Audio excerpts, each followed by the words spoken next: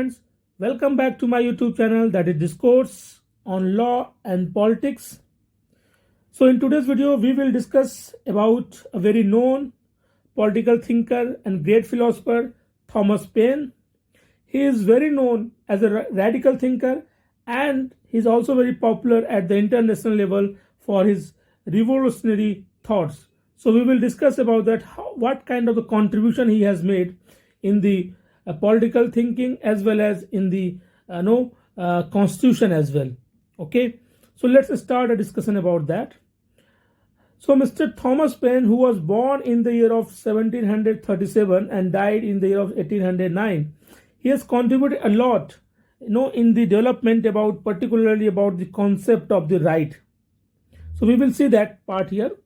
So firstly, let's see, he was a man who was born in the England, but he is very famous for his radical thinking, and he is very international, famous for his revolutionary activist. So he was basically born in the England, but he moved to the America in the year of 1774, that is Philadelphia.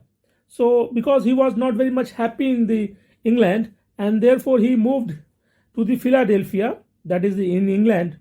That is in the US. So he moved to this Philadelphia, that is America.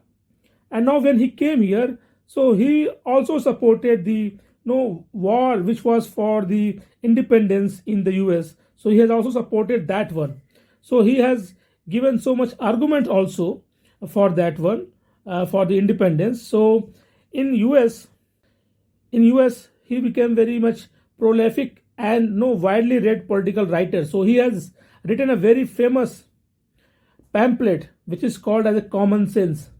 Now in this pamphlet he gave the justification that why there is need to have to get the freedom from the Britain, why there is need to get freedom and independence from the Britain. So this pamphlet has played a very important role to convince the people, to ready the people to go for the independence and to go for the war, so that they can get the freedom from the Britain. So that is the way he becomes so much popular in the America, because of his pamphlet, which was that is the name is Common Sense. So I request to all the students who are the part of the law, they must read this Common Sense pamphlet, and you can also download very freely from the websites, or you can say from the Google as well. So everyone who is a student of law, they need to read this Common Sense here. Now moving further, after getting so much popularity in the US, he later on moved to the Europe, and that was the year of 1787. But when he came to Europe, he largely lived in the France. So in England, where he was born, he was not went so much. He mainly lived in the France. Now you all know that in the France there was also a French Revolution. So this man Thomas Paine has also contributed in the revolution of the France as well. So French Revolution, behind that this man was also there, because of his writing, because of he has ability to convince the people to go for the revolution. So now let's see how he has he had made that kind of the situation. So he has written a very famous writing, and everyone know about this, that is the Rights of Man. And my dear friends, this is a writing which every student of the law and the students of the political science, they must read this one, because this is very popular, where he has discussed about that why there is need to have a rights for the man. So he has written a very popular writing, a very popular theory, that is the Rights of Man, and it is in two parts. Okay, one part when he has written, then in this part he has made an argument against Burke. Burke, you know that he was a man who was against the French Revolution.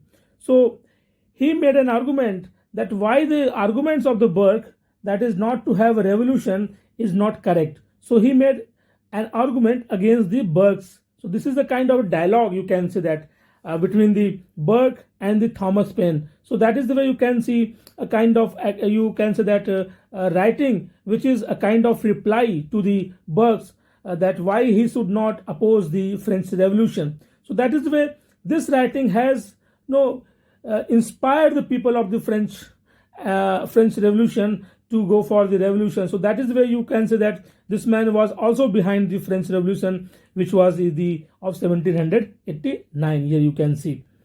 Now he was very anti-establishment. You can say that he was against the monarchical system, which was in the UK. That means that was England at the time. So he was not very much in favor of having the monarchical system. He was very much looking for the democracy, and therefore whatever the thoughts which he had written in his book, that is the Rights of Man, here in that book, because of his radical thinking about against the monarchical system, therefore he was also charged with the charges of the sedition in the year of 1792, and because of the sedition was charged against him, therefore he fled to the France, and then till the death he was living in the France. So that is where the remaining years he spent in the France.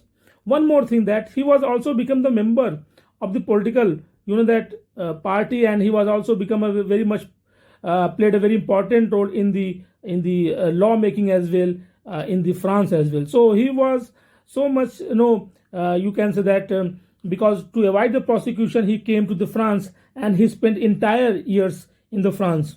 But during that time he was continuously engaged in the writing. So he was a man who was continuously writing the different theories, different writings. And one of his last and very important writing which he has done, that was The Age of Reason. So you all can see on the screen as well. So this was a very this is a very popular one, a kind of writing which he has written, and it is also coming in the two parts. So it is also having two parts, and this writing was, you can say that again it was a kind of attack on the Christianity, particularly on the Protestant Christianity. So that is the way you can see he was writing against this kind of the Christianity. So because of the man who was there, he was against the monarch, he was against the Christianity, or you can say they're more religious. He was in favor of the democracy, and he was in more favor of the revolution. So again, he was a man who was very anti-establishment.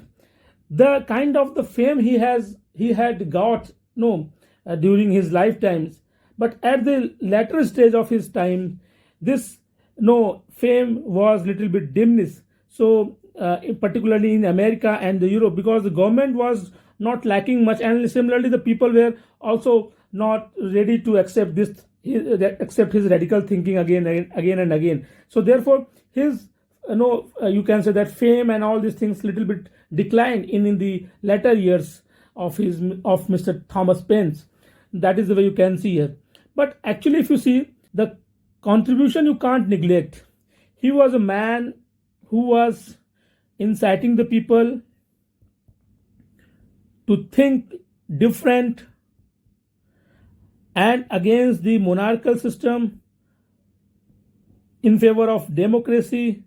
So that is the way you can see he was a man who was very much different, in spite of this fact that in the last years of Thomas Paine he could not get so much fame.